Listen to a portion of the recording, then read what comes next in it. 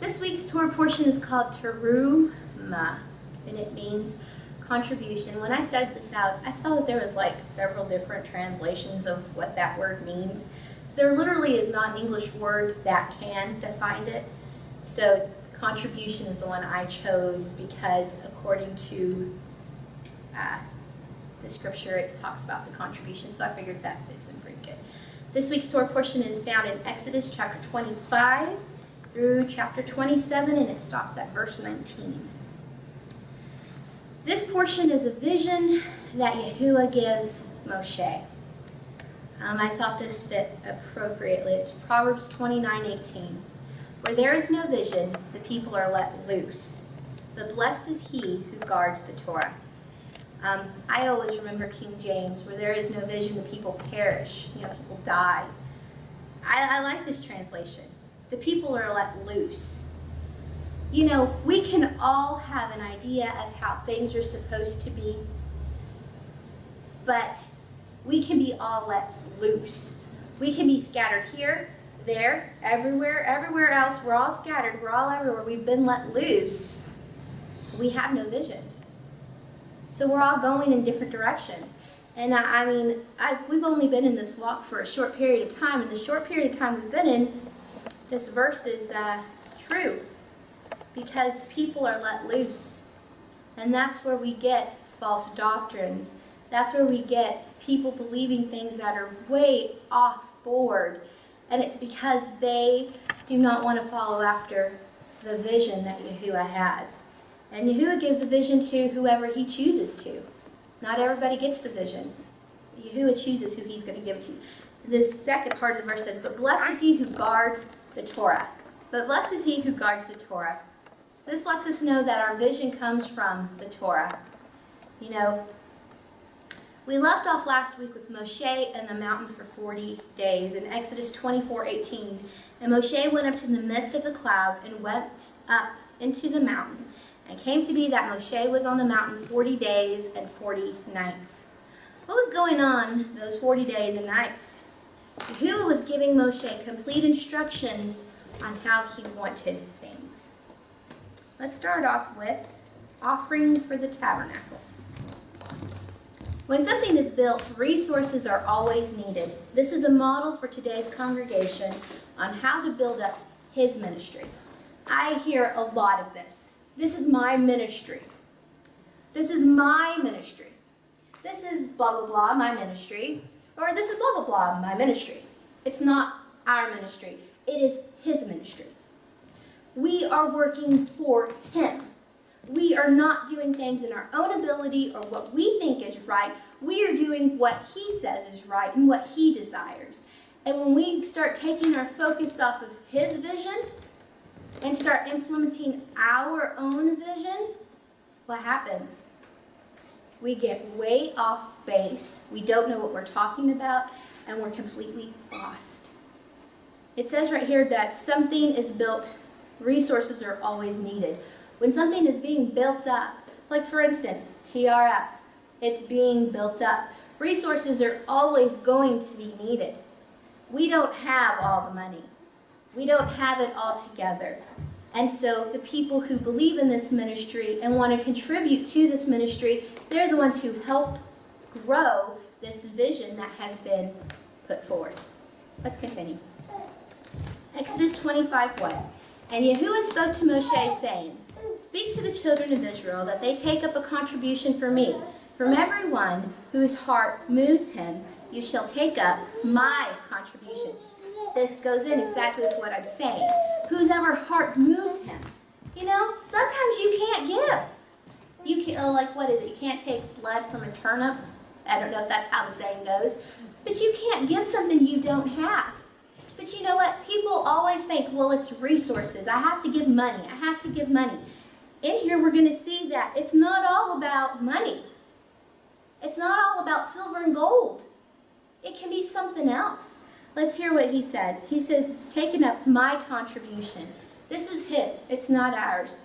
It's not something we are going to take advantage of. And a lot of our friends who are Christians, have gone in the move. We come from the move of the prosperity gospel and how you should be blessed coming and going, and that is okay, but whenever you start taking Yahuwah's contributions and blessing yourself with them, that's where the problem begins.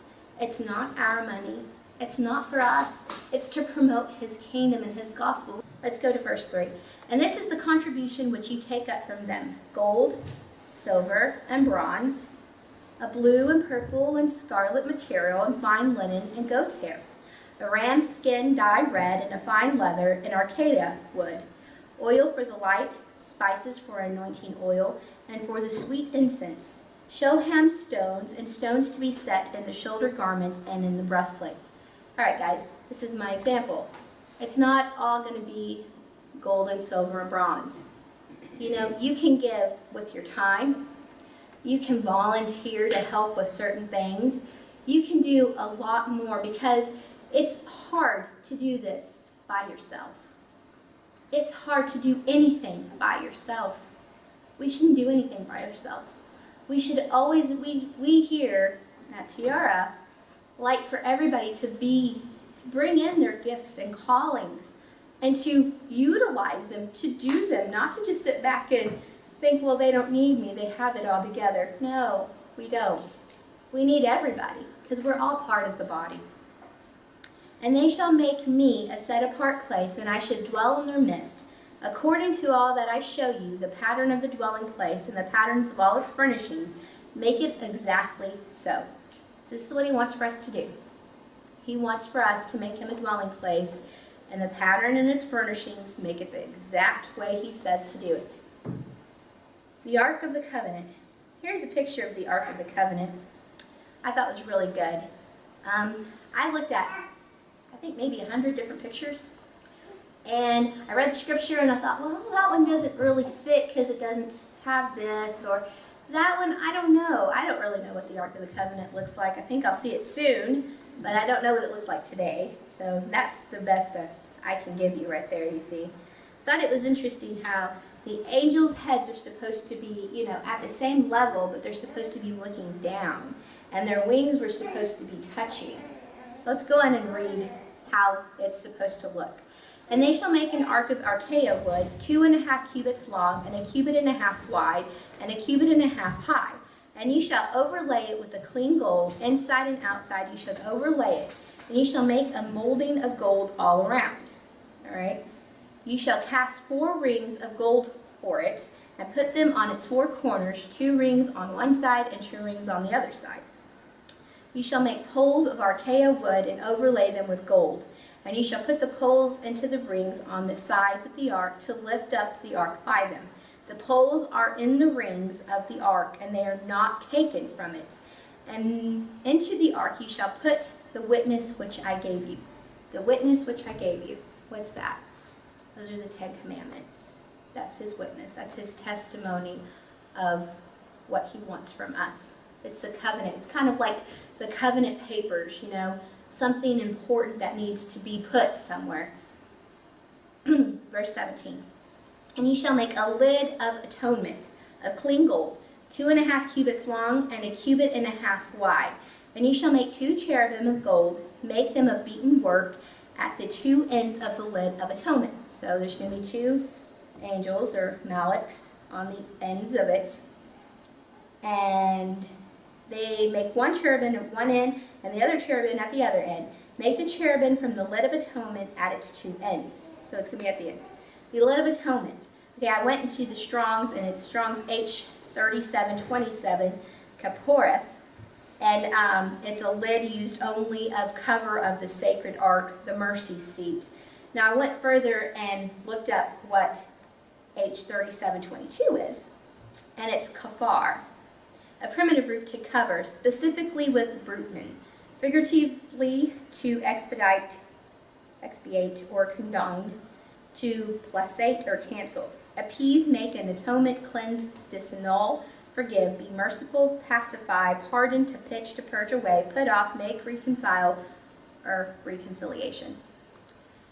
Okay, and the 2 cherubim shall be spreading out their wings above the covering of the lid of atonement with their wings, and with their faces towards each other, and the faces of the cherubim turn toward the lid of atonement. So they're going to be looking down towards the atonement. Okay. So here's what I got. You've got the bottom, the base of the Ark of the Covenant. Inside is his testimony. Inside the Ark of the Covenant is the olive, the staff, it's the 10 Commandments, and a jar of manna. Now these are his testimonies. These are to remind us of what he did. The agreement we signed with him with the 10 Commandments was saying, yes, we want you to be our Father. We want you to be our King. We want you to rule us.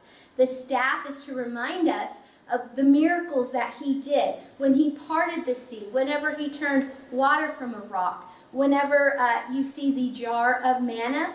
That's, what is this? It is everything you need is inside this. And then on top of that, he puts his mercy seat. He puts this seat that he can seal the deal. Whenever they did sacrifices, they put blood on the mercy seat. Well, that mercy seat has the blood of our Messiah on that. So every time his Spirit comes, what does it see? It sees the blood of Messiah. And so if he's going to be merciful to us, he will be merciful to us if he chooses. I'm actually jumping ahead of myself, so I'm going to be quiet for a minute. Exodus 25:22. And I shall meet with you there from above the lid of atonement, from between the two cherubim, which you are on the ark of the witnesses. I will speak to you all that which I command you concerning the children of Israel. This is where he's going to speak to us. This is the judge seat. He will give mercy where mercy is due, and he will give judgment where judgment is due. So you have this judge's seat. This is where he's seated. When you come to him, when you bring your atonement to him, we don't have to worry about the atonement anymore because we have Messiah, who is the ultimate sacrifice. We don't have to worry about that. But in this, he's going to bring judgment or mercy. Now, he's given us the 10 commands. He's given us what his desires are for us to do, what he wants for us to do. But there's no way we can do those desires if we are not following after the law that he has already given. So when you have this judgment seat, he will either judge you or he will give you mercy. It all depends on him. The table of showbread. Now this is really hard for me because I didn't really get that out of Scripture, but that's what they say the table of showbread looked like. See, they say that each one of the plates had a piece of bread, and it had those spaces between it so that the air could flow through it, because if the air flew through it, it wouldn't make the bread stale. Okay?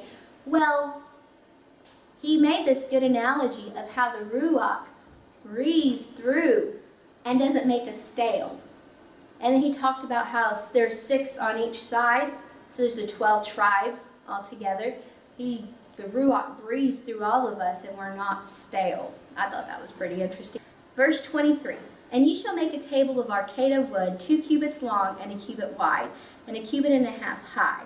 And ye shall overlay it with clean gold, and shall make a molding of gold all around. And shall make from it a rim of hand breadth all around, and shall make a gold molding for the rim all around. And ye shall make for it 4 rings of gold, and put the rings on 4 corners that are at its 4 legs. The rings are close to the rim, as the holders for poles to lift the table. And ye shall make the poles of archaea wood, and overlay them with gold, and table shall be lifted with them. And ye shall make its dishes, and its ladles, and its jars, and its bowls for pouring. Make them of clean gold, and ye should put the showbread on the table before me continually.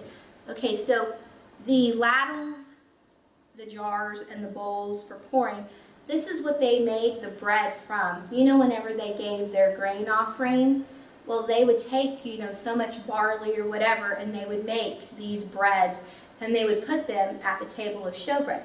Now, we remember that this was supposed to be the bread that only the priest could eat. So we know the story of David. When David was fleeing from Saul, his army was with him when they came to the temple, and they were hungry.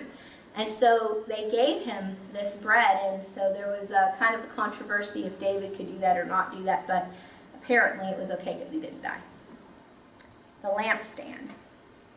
This is what the lampstand, they say, looked like. I saw a picture. I don't know if you've ever seen Carrie's CD, Worthy is the Lamb. On the front of it, you see he has a menorah also, or a lampstand. And it said that it's supposed to look like little, I guess, you know what the gravy pour out or thing looks like? I don't know what they're called.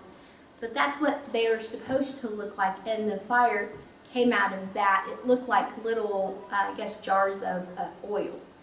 And so I don't know if this looks like that or not, but it was a pretty close picture, which we don't know what any of this stuff looks like anyway. So, verse 31, and ye shall make a lampstand of clean gold, and the lampstand is made of beaten work.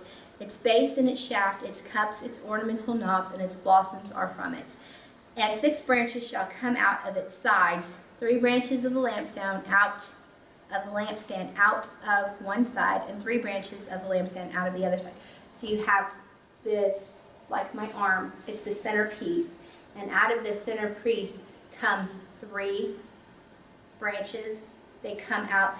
Some pictures will show them to be straight out. Some of them will show them curved. I don't know what they looked like. I don't know, because it's supposed to, I guess, look like a tree. So it could look, I saw one picture where it looked really intertwined, pretty cool looking, but I don't know if that's actually what it looked like. Verse 33, 3 cups made like almond flowers on one branch with ornamental knobs and a blossom. 3 cups made like almond flowers and the other branch with ornamental knobs and blossoms. So for the 6 branches coming out of the lampstand. And the lampstand itself are 4 cups made like almond flowers with ornamental knobs and blossoms. And a knob under the first 2 branches of the same, and the knob under the second 2 branches of the same, and the knob under the third 2 branches of the same, according to the 6 branches coming out of the lampstand. Their knobs and their branches are of the same, and of it 1 beaten work of clean gold. And you shall make 7 lamps for it, and they shall mount its lamps so that they give light in front of it, and its snuffers and their trays of clean gold. And it's made of talent of clean gold with all these utensils. So see and do according to the pattern which was shown to you on the mountain. Okay, so he's given him complete instruction and directions on how to build all of this stuff. The tabernacle. Here's a picture of what the tabernacle looked like. It's pretty interesting. I thought it was pretty cool little picture. Chapter 26, verse 1. And make the dwelling place with 10 curtains of fine woven linen and blue and purple and scarlet material. Make them with cherubims, the work of skilled workmen.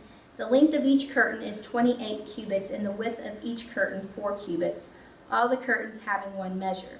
5 curtains are joined to each other, and 5 curtains are joined to each other. So you got 5 curtains that are joined, and then another set of 5 curtains that are joined. And ye shall make loops of blue on the edges of the end curtain on one set, and do the same on the edge of the end curtains of the second set. Make 50 loops on one curtain, and make 50 loops on the edge of the end curtain of the second set, and the loops being opposite to each other. And ye shall make 50 hooks of gold, and join the curtains together with the hooks, and the dwelling place shall be one. So you've got all of these curtains together that make it all one piece, because they're all being connected together. And ye shall make curtains of goat's hair for the tent over the dwelling place. Make 11 curtains. The length of each curtain is 30 cubits, and the width of each curtain 4 cubits, 1 measure to the 11 curtains. And you shall join the 5 curtains by themselves, and the 6 curtains by themselves. And you shall double over the 6 curtains at the front of the tent. And ye shall make 50 loops on the edge of the curtains, that is outermost in one set, and the 50 loops on the edge of the curtain of the second set. And ye shall make 50 bronze hooks, and put the hooks into the loops, and join the tent together, and it shall be one. And the overlapping part of the rest of the curtains of the tent, the half curtain that remains shall be hanging over the back of the dwelling place. I'm going to go to verse 11. And you shall make 50 bronze hooks. Put the hooks into the loops and join the tent together, and it shall be one. It shall be one. You know, we are considered the temple right now inside of us. The Ruach is on the inside of us, and we are the temple. Each one of us is like this curtain. We may not all be perfectly the same, but we fit with one another. We become one with each other. We don't know how the hooks are or how the loops are, but when he hooks those things, it's kind of like last week when we talked about how the servant would put the oil in his ear and make that covenant with the Father. When he would do that at the doorpost, it's kind of like these hooks. These hooks are being put in their ear, and they're saying, yes, I want to be your servant forever. Well, think about this. You're taking the hooks and you're putting it into the loop. It's saying, you know, I am making this covenant with you. I am going to be one with you. We don't understand how the Father does that kind of stuff, but what he's trying to say is each one of these directions, which are really hard for me because I've read this a lot and I'm like, well, you know, I just am not one of those type of people who can read something and put it together. I have to visually see it. Then I can put it together and get it. My husband, on the other hand, I mean, he can build anything. He just goes online and studies it out and he can build it. He's got that. Part of his brain works pretty well. Mine does not. I want to see what it looks like. I can mimic whatever I see and recreate it. But see, the Father he doesn't need that. He's telling us something right here. I mean, verse 11, I would have never thought of that. But you think of that earring that they put in his servant. He's saying, I want to be yours. I love my master. I want you. He wants for us to be ahad with him. We are like those hooks. We have to be ahad together as one. Let's continue in verse 12. And the overlapping part of the rest of the curtain of the tent, the half curtain that remains, shall hang over the back of the dwelling place. Every one of us has a part in this. All of us do. Everybody matters. You know, and it's so sad that people commit suicide every day because they don't feel like they're wanted. They don't feel like they're appreciated or needed. It's not true. That's a lie. Every one of us is needed. Every one of us. Whether you're young, whether you're old, whether you're a child, whether you're a youth, it doesn't matter, you're needed. And it's really sad to me. Let's continue in verse 13.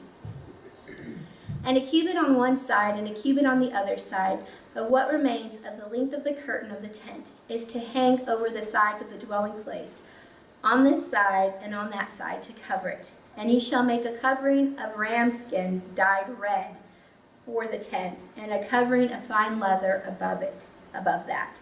He's protecting it from rain and weather and stuff like that. I mean, that's what I get from that. The framework. This is, I guess, the framework, which I kind of think I have the pictures backwards, because this is the dwelling place, right? That's the holies of holies behind that one curtain. You see that right there? And on the left, which I don't think this picture well, I guess it wouldn't matter, but you have right there, which is the table of showbread on the right, and then you have the menorah on the left, which I don't think that's right. Oh well, I'm not perfect, so I don't want to say it's wrong. When I have another picture, it's a diagram. It just doesn't seem to quite fit like that, but we'll go ahead and continue. And for the dwelling place, ye shall make the boards of acacia wood standing up, 10 cubits in length of a board, and a cubit and a half of width of each board, 2 tenons for each boards of the binding one to another. Do the same for all the boards of the dwelling place. Verse 18. And ye shall make the boards for the dwelling place, 20 boards for the south side, and make 40 sockets of silver, and under the 20 boards 2 sockets under each of the boards for its 2 tenons. And for the second side of the dwelling place, on the north side, 20 boards. And there are 40 sockets of silver, 2 sockets under each of the boards. And for its extreme part parts of the dwelling place. Westward, make 6 boards, and make 2 boards for the 2 back corners of the dwelling place. And they are double beneath, and similarly, they are complete to the top to the 1 ring, so it is for both of them. They are for 2 corners. And they shall be 8 boards, and their sockets of silver, 16 sockets, 2 sockets under 1 board, and 2 sockets under the other board. And ye shall make bars of acacia wood, 5 for the boards on one side of the dwelling place, and 5 bars for the board on the other side of the dwelling place, and 5 bars for the boards of the side of the dwelling place, for the extreme parts westward, and for the middle bar in the midst of the boards, going through from end to end. Verse 29. And overlay the boards with gold, and make their rings of gold as holders for the bars, and overlay the bars with gold. And ye shall raise up the dwelling place according to its pattern which you were shown on the mountain. When I think of a curtain, I think of it one material, but they didn't do it that way. They took several different kinds of colors of material. They took linen, they took blue cloth, they took red and purple, and then they had a seamstress go through and make cherubim all through it. And so, I don't know if that's what a cherubim looks like. And ye shall make a veil of blue and purple and scarlet material, and fine woven linen, and work of the skilled workmen made with cherubim. And ye shall put it on the 4 columns of acacia wood overlaid with gold, their hooks of gold, upon 4 sockets of silver. And ye shall hang the veil from the hooks, and ye shall bring the ark of witness there. The ark of witness.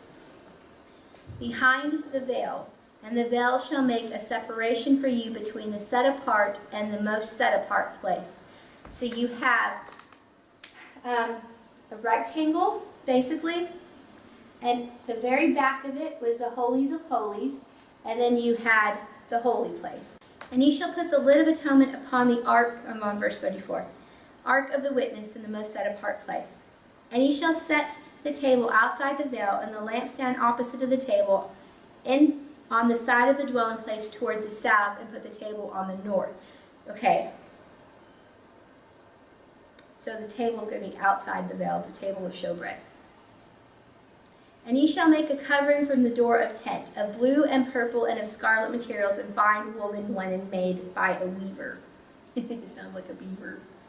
And ye shall make for the covering 5 columns of acacia wood, and overlay them with gold, their hooks of gold, and ye shall cast 5 sockets of bronze for them.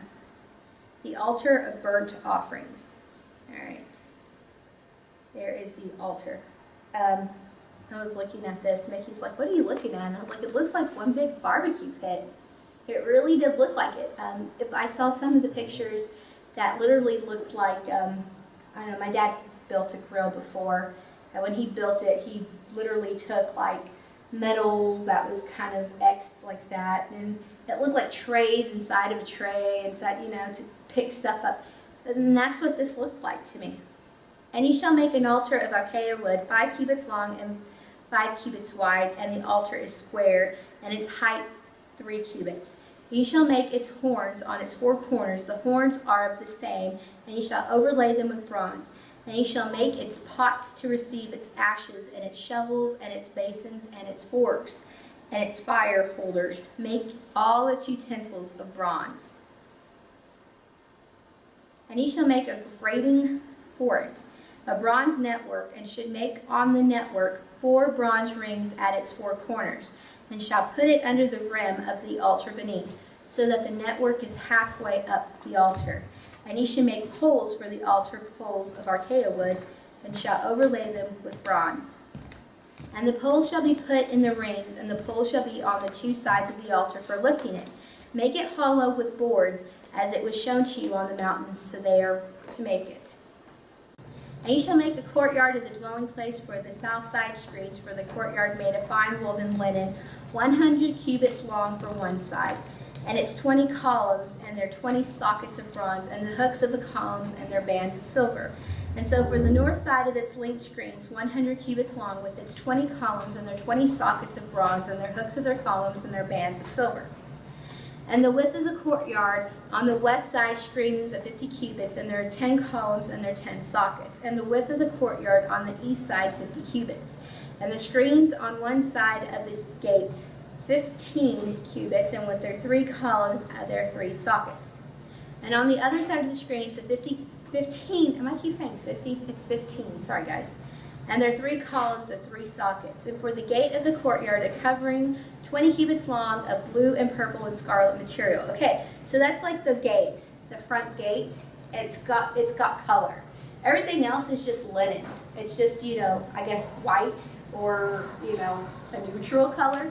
But the front door, I guess you could say the gate to the courtyard, is going to be blue, purple, and scarlet material and fine woven linen made by weavers, 4 columns and 4 sockets. And the columns around the courtyard have bands of silver, their hooks silver, and their sockets bronze. The length of the courtyard is 100 cubits and width 50 by 50, and the height 5 cubits, woven of fine linen threads in its sockets of bronze. And the utensils of the dwelling place for all its service, all its pegs, and all the pegs of the courtyard are bronze.